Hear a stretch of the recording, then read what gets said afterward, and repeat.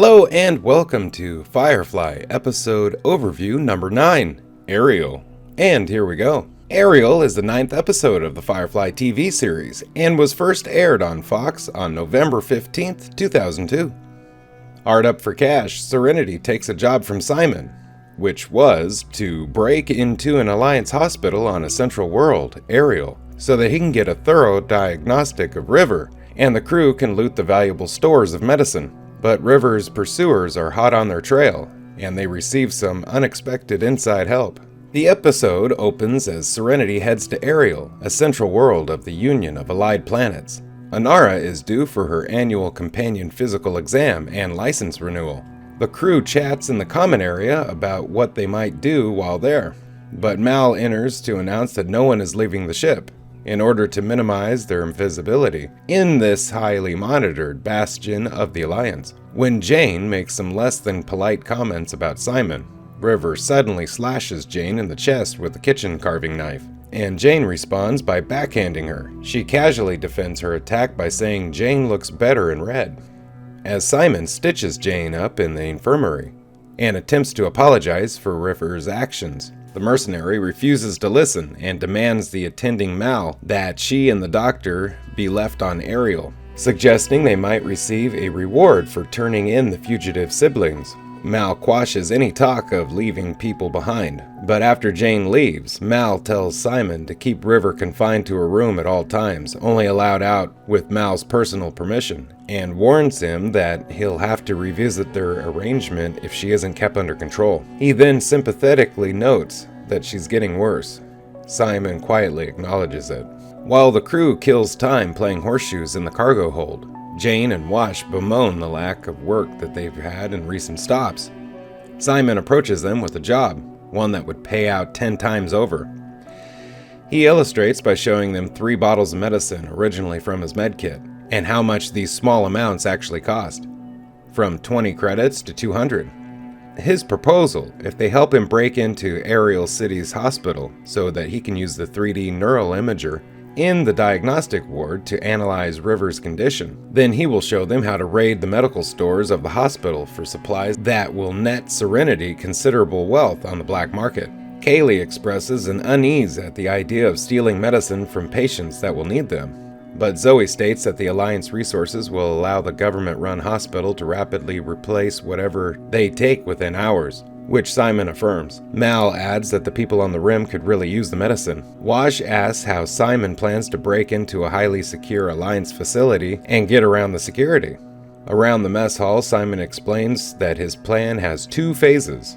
1. Breach the perimeter using an official medical shuttle and fake EMT IDs, smuggling in the TAMs as deceased patients for the hospital morgue.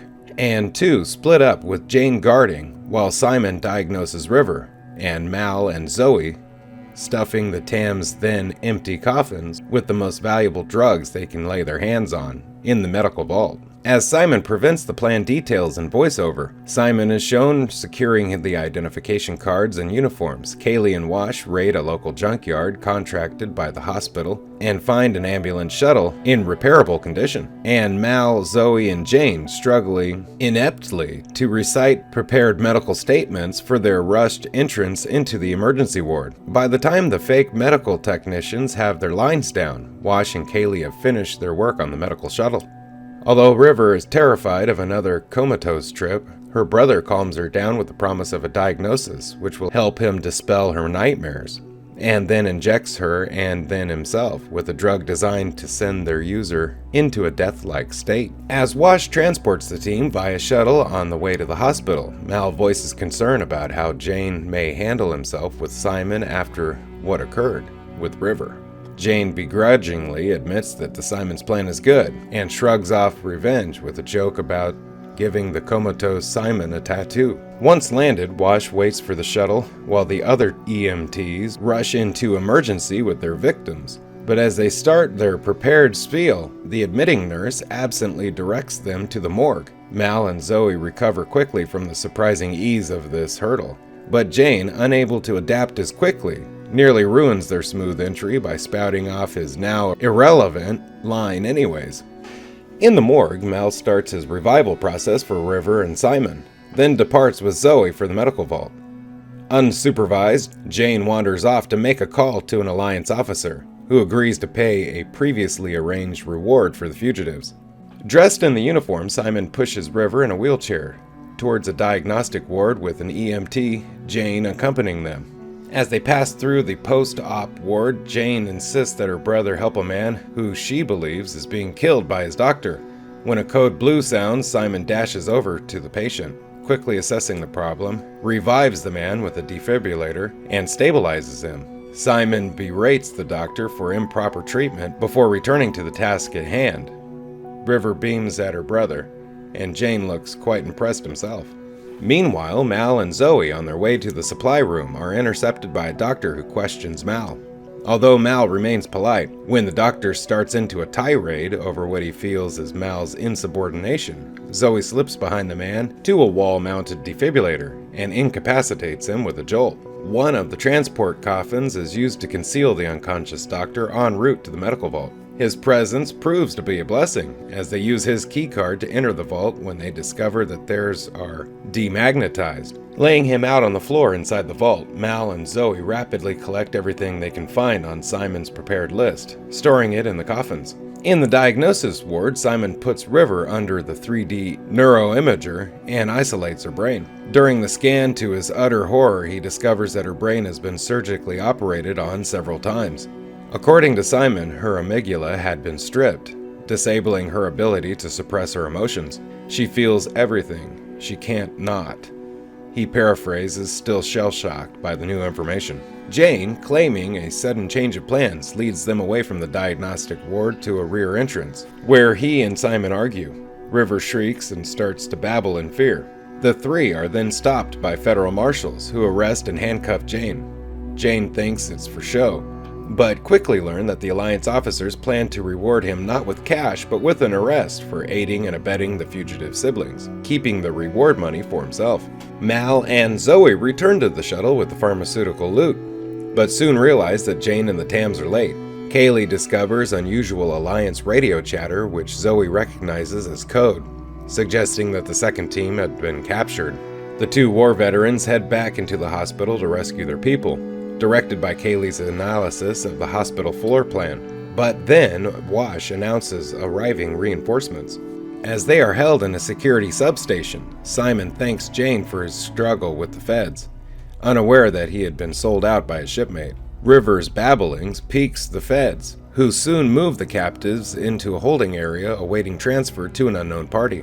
Handcuffed, Jane and Simon attack their escorts, managing respectively to kill one and knock the other unconscious. As they argue which way to go, River announces that it doesn't matter, they're here.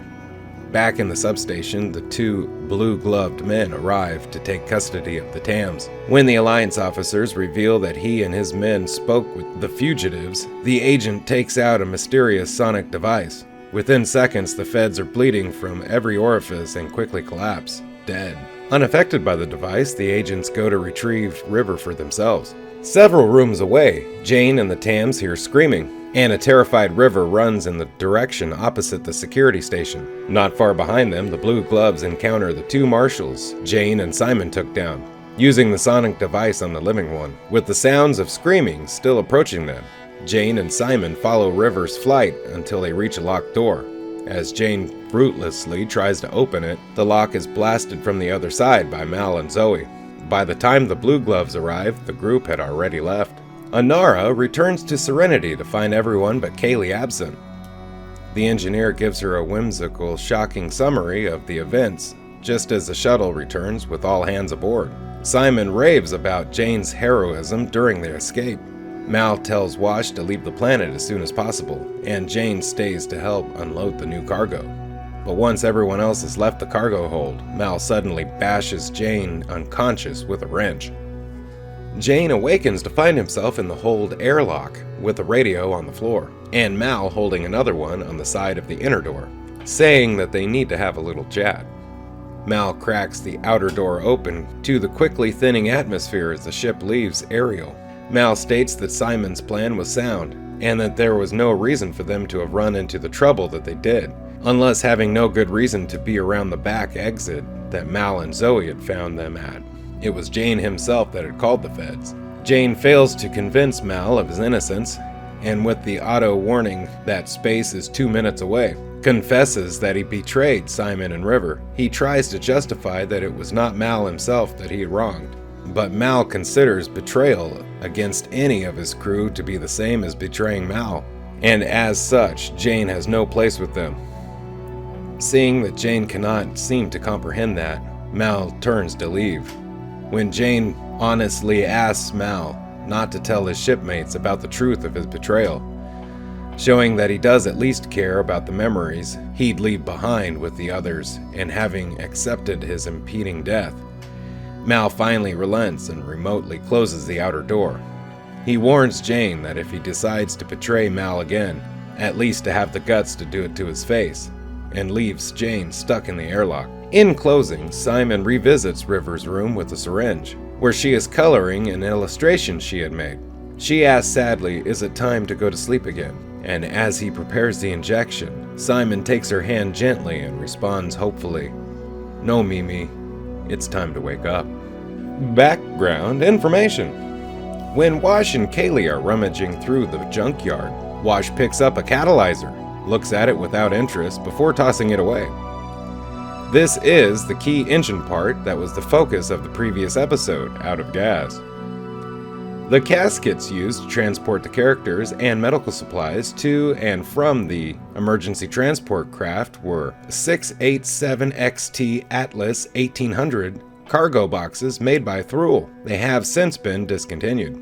The emergency transport craft was a repurposed, scaled-down prop of a MIL Mi-24 Soviet gunship.